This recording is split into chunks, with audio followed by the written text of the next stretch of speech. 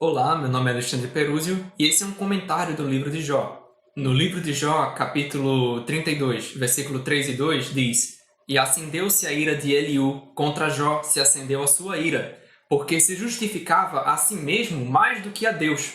Também a sua ira se acendeu contra os 3 amigos de Jó, porque, não achando que responder, todavia condenavam a Jó. Jó deveria ter justificado a Deus mesmo sem saber como Deus poderia ser justo. Nós também não devemos agir como Jó. De nossa boca sempre podem vir palavras de fé e confiança para nosso Deus, porque Ele nos dá essa segurança. Se não entendemos, mas temos a palavra de Deus, por que não confiamos plenamente pela fé? Jó 36,3 diz: E ao meu Criador atribuirei justiça. Lucas 7,35 diz: Mas a sabedoria é justificada por todos os seus filhos. 1 Coríntios 1,24. Mas para os que são chamados, tanto judeus como gregos, lhes pregamos a Cristo, poder de Deus e sabedoria de Deus. Aqui encontramos a sequência divina que tem como final sempre o Senhor Jesus Cristo. Devemos sempre atribuir ao nosso Deus justiça, mesmo que pela nossa limitada razão, algo ou alguma coisa pareça ser injusto. Deus sempre faz justiça no seu devido tempo. Se isso ainda não ocorreu, é por causa da misericórdia de Deus. Nós estamos errados e Ele sempre está certo. Pois se somos filhos de Deus, então justificamos a Ele em todos os seus intentos. Mas quem é Ele exatamente? Deus, obviamente. E Jesus Cristo é Deus, pois Ele é sabedoria de Deus. Justificamos a Deus, justificamos ao Senhor Jesus Cristo, sabedoria de Deus. Os pecados dos amigos de Jó era não admitir que não sabiam de nada. O pecado de Jó foi não justificar a Deus mesmo sem conseguir entender as razões dele, exatamente porque isso estava acontecendo. Em Jó 38, 2 a 3, Deus pergunta: Quem é esse que escurece o conselho com palavras sem conhecimento? Ao desafio de Deus: Agora cinge os teus lombos como homem e perguntar-te-ei, e tu me ensinarás. Deus aqui mostra como Jó deveria agir. Com uma dose de humor, Deus mostra que Jó deveria perguntar e Deus o ensinaria e consolaria. Ele está falando o oposto do que ele queria dizer. Isso é ironia, Ele disse: Tu me ensinarás. Obviamente, Jó não tinha nada para ensinar para Deus, Ele estava ironizando. É claro, eu já pensei um pouquinho sobre isso. É interessante ver que, sim, é uma forma irônica de falar. Deus zomba, assim, daqueles que têm falta de entendimento. Deus não somente zomba, porque Ele tem direito de fazer isso. É o único que tem. Mas Ele conforta, principalmente aqueles que são seus. Então, pense assim, quando Deus fala dessa forma, eu prefiro pensar que Ele está se colocando na posição de Jó. Assim como Cristo veio para se assemelhar a nós e morrer no nosso lugar, literalmente tomando o nosso lugar nessa condenação, Deus também se coloca na posição de Jó e ensina a Jó como? Se colocando na posição dele. Jó agora vai falar como Deus falou.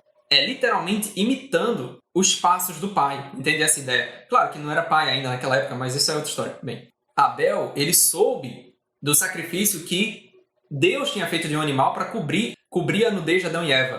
E assim Abel também fez o sacrifício pela fé.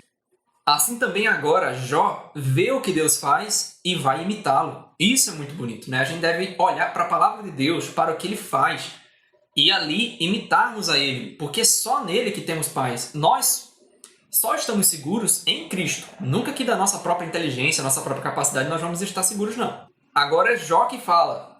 Jó 42, 3 e 5 diz: Quem é esse que sem conhecimento encobre o conselho? Jó vai admitir que é ele próprio. Por isso, eu relatei o que não entendia, coisas que para mim eram inescrutáveis e que eu não entendia. Escuta-me, pois, e eu falarei. Eu te perguntarei e tu me ensinarás. Com o ouvir dos meus ouvidos ouvi, mas agora te veem os meus olhos. Perceba outra coisa, Jó é meio ousado em dizer essas coisas. Assim também, nós hoje em dia temos o direito de falar: Eu sou do meu Senhor e o meu Senhor é meu. Os cristãos que ousadamente falam que o meu Senhor é meu são aqueles que finalmente entenderam que Deus dá plena segurança de nossa salvação. São aqueles que já entenderam que Cristo se entregou plenamente por nós. Ele não fez de mentirinha, não. Ele deu realmente a sua vida por nós completamente. E é por isso que temos esse direito. Não de nós mesmos, mas porque Ele fez assim. Então, eu sou do meu Senhor, o meu Senhor é meu, para sempre. Todo cristão tem direito a dizer isso, certo? Finalmente, Jó utiliza até as próprias palavras de Deus para que não haja equívoco nenhum. Assim, Jó se coloca protegido da ira de Deus, se reconhecendo completamente incapaz de se justificar. Ele esperou em Deus, esperou na promessa dele, no que Deus falou. Então Jó se levantou e rasgou o seu manto e rapou a sua cabeça e se lançou em terra e adorou. E disse: Nu saí do ventre da minha mãe e nu tornarei para lá. O Senhor deu e o Senhor tomou. Bendito seja o nome do Senhor.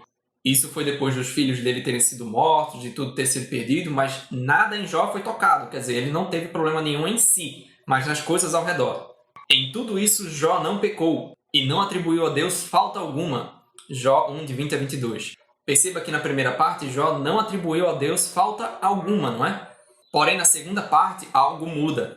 Então sua mulher lhe disse: Ainda retens a tua sinceridade? Amaldiçoa Deus e morre?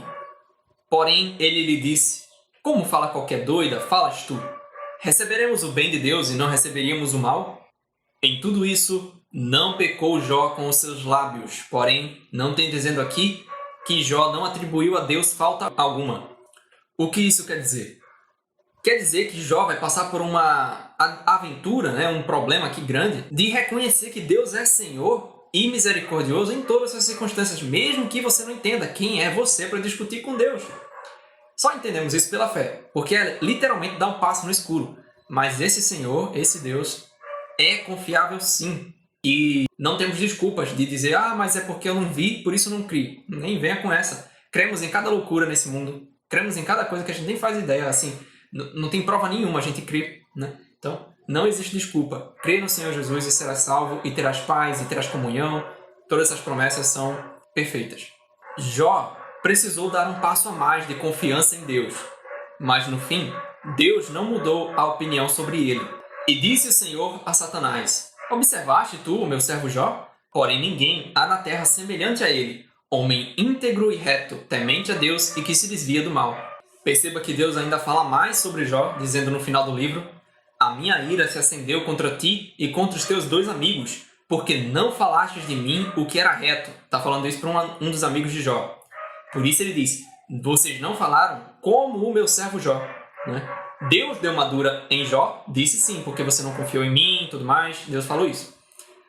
Porém, Deus disse: Jó é justo. Assim como Deus falou: Ló é justo. Bem parecidos os nomes, né? Mas se você ler somente o Antigo Testamento, você vai pensar que Ló não era uma pessoa justa necessariamente, porque ele foi para Sodoma e Gomorra, ele teve péssimo testemunho ali. Se você ler, você encontrará a história. Só que é Deus quem afirma: era o justo Ló, entristecia sua alma por causa dos pecados daquele povo. Ele era justo, mas ele estava propositalmente ali no local errado. Quer dizer, ele errou, mas quer dizer que ele deixou de ser justo? Foi um justo no meio de injustos. Por culpa dele, ele não precisava estar lá. Mas ainda assim, quando Deus diz: você é justo, então você é justo. Pode não parecer, mas você é. Ninguém é justo de si próprio. Deus é quem justifica. E dessa forma, finalmente entendemos no final do livro de Jó que não entendemos coisa nenhuma. Como assim? Que devemos confiar, que devemos ter fé. E nisso temos a certeza de que Deus é bom. No final, Jó recebeu em dobro tudo o que tinha, menos os seus filhos. Como assim? Não exatamente. Ele recebeu em dobro os seus filhos também. Só que foi o dobro de gado, o dobro de não sei o quê, e os filhos foi a mesma quantidade. Por quê? Os filhos ainda estavam do outro lado, ou seja, com Deus. E o gado e não sei o que, ele desaparece depois de morte. Por isso que Deus disse: eu vou dar o dobro, eu vou dar duplicado o quanto que você ganhou aí, Jó. E os animais é quanto? Literalmente o dobro, porque quando o animal morre, ele some. Hoje em dia existe um culto aos animais, isso é uma coisa que me deixa realmente revoltado. Um dia eu vou fazer um vídeo sobre isso. Porque não é possível que o pessoal perdeu noção do que é, do quão glorificado o homem é diante de Deus, do quanto Deus quer salvar o ser humano. Não é um pardal, não é uma tartaruga que Deus quer salvar, não. Deus quer salvar seres humanos. Hoje em dia se aborta a criança, não estão nem aí. Hoje salva-se ovinho de tartaruga. Pois. Mas no livro de Jó está bem claro quem é mais importante. É o ser humano. O ser humano é permanente. O ser humano é perene e pode se tornar eterno com Cristo quando crê nele. Então me diga, a pessoa quando nasce aqui, ela já tem uma importância gigantesca à frente dos animais, porque nós já somos perenes. Nós já nascemos perenes para essa vida. E para o após-vida. Quer dizer, a pessoa vai viver eternamente ou em salvação ou em condenação. Você vive eternamente. O animal quando morre, ele some. Por isso que no livro de Jó, quando Deus dá o dobro, ele dá o dobro de animais, mas não dá o dobro de filhos, porque os filhos ele já tinha, quer dizer, eram 10 filhos, né? Eu acho que eram 10 filhos de Jó, e aí ele recebeu mais 10, porque existiam outros 10 lá que já haviam morrido. E os animais? Foi o dobro. Por quê? Porque não existia outros lá, eles morreram. Então parem de adorar os animais e vão adorar o Senhor Jesus.